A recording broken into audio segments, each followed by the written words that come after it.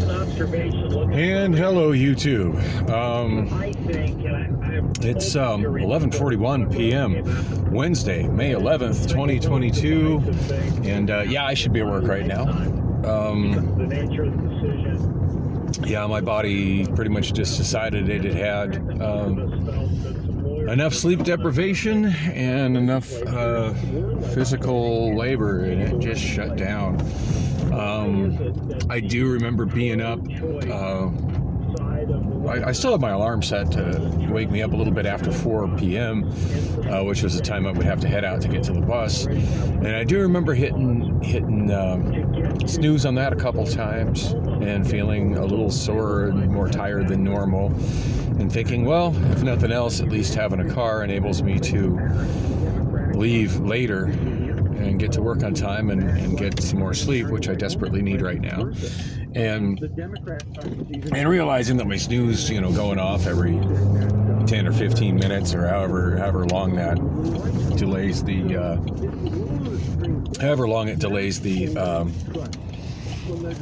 alarm, from going off again by. At one point I did actually get up. Oh my goodness, my lens is awful.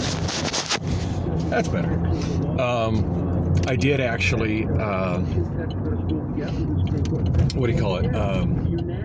did set another alarm. I think I set it for like 5:45, 5:50, somewhere in there. And I remember it going off and me feeling even groggier than I was when I woke up a little after 4. And I checked the Amazon A to Z app. That's the Amazon employee HR app. Because I don't call into work. It's, I work for a fucking algorithm. I work for a supervillain and his algorithm. So, there's nobody for me to talk to. So yeah, I got on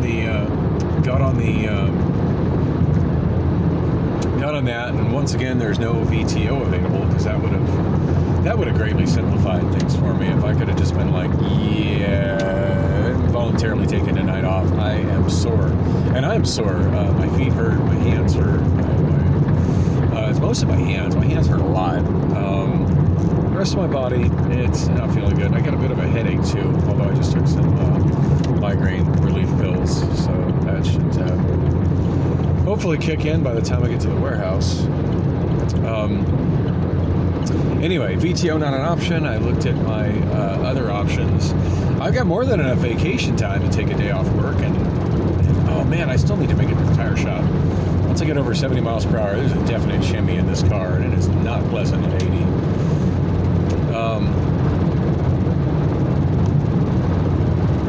Anyway,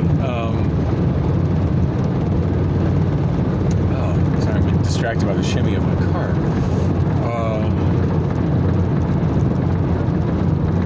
Also noticing a little bit of transmission slippage at really low speeds, and that's not good either.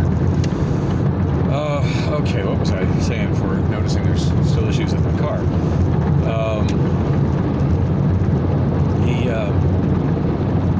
Oh yeah, so I checked. I've got plenty of vacation time. The thing is, in order to redeem vacation time to take time off, I'm not sure how much in advance of my shift I have to do it, but I know there's no doing that in less than an hour before my shift. And by the time I was messing with the app, it was a little bit after 6. I'm supposed to be in there at 7. So yeah, vacation time not an option, which leaves me with PTO and UPT. PTO, which stands for paid time off, and UPT, which is unpaid time. Now, one thing that's a little unnerving with Amazon is, I don't need to be paid. Whatever, I'm not work. I'm from the as somebody who's used to being self-employed, just doing all contract work. I mean, the whole concept of it getting paid when you're not working is it's pretty alien to me anyway. So it's like, yeah, I'm not going in. Don't pay me. That's fine. UPT is just fine.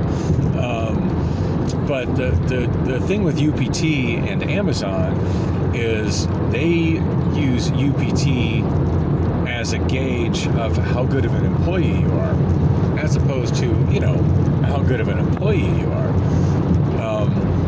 And you could be somebody that, whenever you're at work, like myself, thank you very much, who's always, pretty much always hustling, always on task, doesn't get distracted by idle conversations with other people at work, doesn't get distracted by playing with your cell phone while you're at work, doesn't take excessive breaks to go get water or go to the bathroom or just go wander around the break room, and actually stays on task and is good about moving from one task to another, so you're constantly busy and constantly efficient. You can be that guy, and I generally feel I am that guy. And I think most of my supervisors feel I am that guy, but keep in mind, these decisions are not made by my supervisors. These decisions are made by the all-knowing Amazon algorithm. The Amazon algorithm doesn't know anything about that. All the algorithm knows is how much UPT you've used, how much you've accrued, and how much you've used. And there comes a point where if you've used too much UPT, they fire you or give you a warning or something. I don't know. I think you just get fired. There's no person to talk to who wants to know why you used your UPT. Whether it seems like a reasonable reason or not. And granted, anybody could say, yeah, my hands really, really hurt. But I mean, the reality is my hands really, really hurt. Anyway, so the way it's been explained to me, if I want to use UPT, it doesn't even matter if I get on the app and try to put it in advance. It doesn't make a difference. The UPT just happens by default if you're not there. So no need going through the extra steps on the app to say, yeah, I'm not going to be there, use my UPT. It's going to do that anyway. So at that point, I'm like, well, I got enough UPT to do the whole shift. Fuck it. That puts me at a little less UPT than I'd like to have, and it puts me at a point where the algorithm's probably thinking, ooh, he's a bad employee. Regardless of the fact I think I'm a pretty damn good employee, but just whatever. I was just in no shape to come into work. Anyway, another thing that's kind of shitty about the way UPT is calculated is it is, instead of taking in hours and minutes, the algorithm has found a way to take it from you faster. And that is, no matter what fraction of an hour you use UPT, you lose an entire hour of stored up UPT. So if I don't clock in, like right now it's 11:49 p.m. If I do not clock in by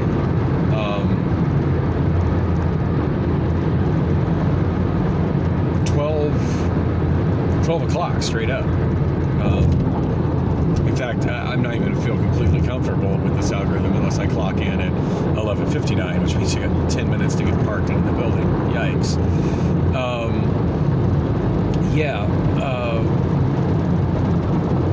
In spite of it being a minute into the hour, I will be docked an entire hour of UPT. That's a fairly new policy that I think is just lame as fuck. I mean, if you're going to do things by hours, I don't know.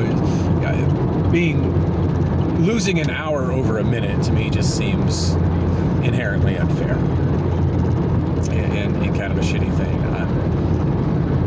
And I think it all is about trying to weed out bad employees. But again, I don't feel like I am a bad employee, but I do work on the graveyard shift. I'm surrounded by a lot of things that sometimes make it very difficult to get adequate sleep. I do believe I work a dangerous job that requires adequate sleep. Not a dangerous job, but a dangerous job enough that, I shouldn't be moving boxes around that are heavy and moving pallets of boxes around on a wheeled pallet jack that are heavy. You could potentially, ram into somebody without adequate sleep. On top of that,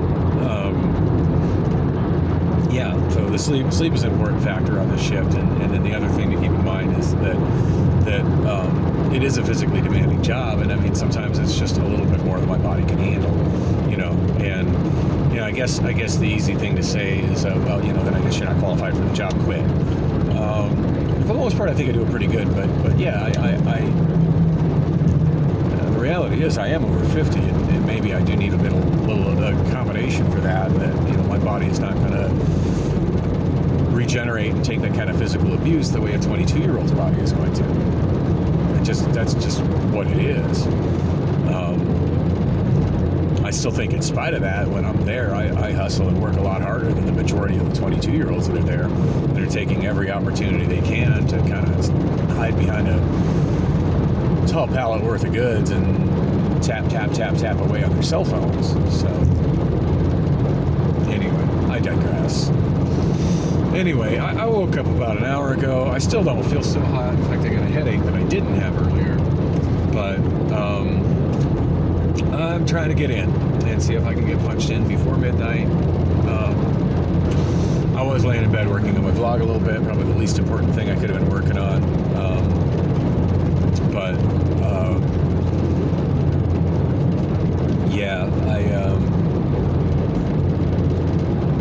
Yeah, there was a part of me who was just thinking, like, voice in my head just thinking, hey, it's not carpool time. I could take the 79th Avenue exit. And what the fuck good would that do me? It's tough enough to walk across that bridge. I can't drive across that bridge. Sure would be nice if that road was finished, so I could, though. On that note, didn't do much on Twitter today, but I did subscribe to a handful, or not subscribe, I'm sorry, follow. That's what you do on Twitter. You follow. I did follow a few more accounts that it recommended, and one of them was Arizona Department of Transportation. So maybe I can do a little short video of like my walk across their locked gate at 79th Avenue and talk and make a tweet about, hey, y'all finish this piece of unfinished infrastructure because this is stupid. Like I have a semi trying to pass me on the right, which is not cool. Although he's coming off of a freeway ramp, so it's excusable. He'd be going a little faster.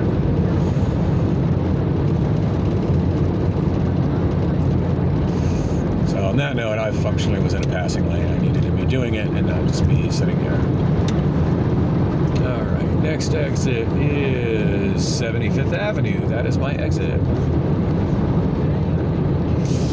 I didn't time this. Oh, I am timing this. Hello, I'm running video. So I'm at less than 13 minutes right now. So, yeah, which didn't surprise me. I mean, it was a 21-minute drive having to use McDowell Road in lieu of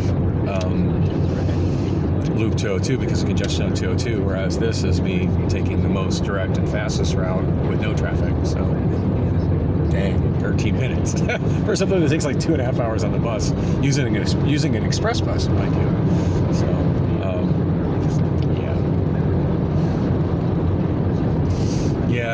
the reality is there's no kind of public transit that will ever be as efficient as Phoenix freeways in a car. Phoenix freeways in a car when there's no congestion on said freeways. And I think ADOT needs some props for that. Public transit's not ADOT's problem, really.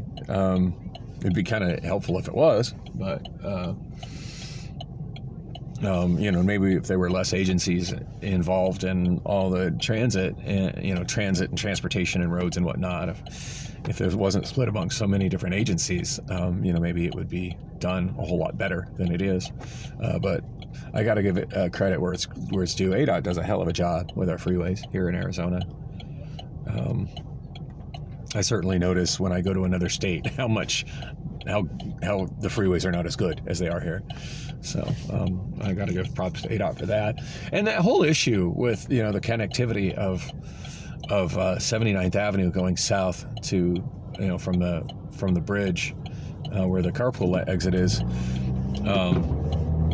over to Washington or over to Roosevelt near where the Amazon warehouse is. I do believe a lot of that, the fact that isn't finished does stem from the fact that getting that finished is going to involve two separate government agencies working together, the City of Phoenix and Arizona Department of Transportation. And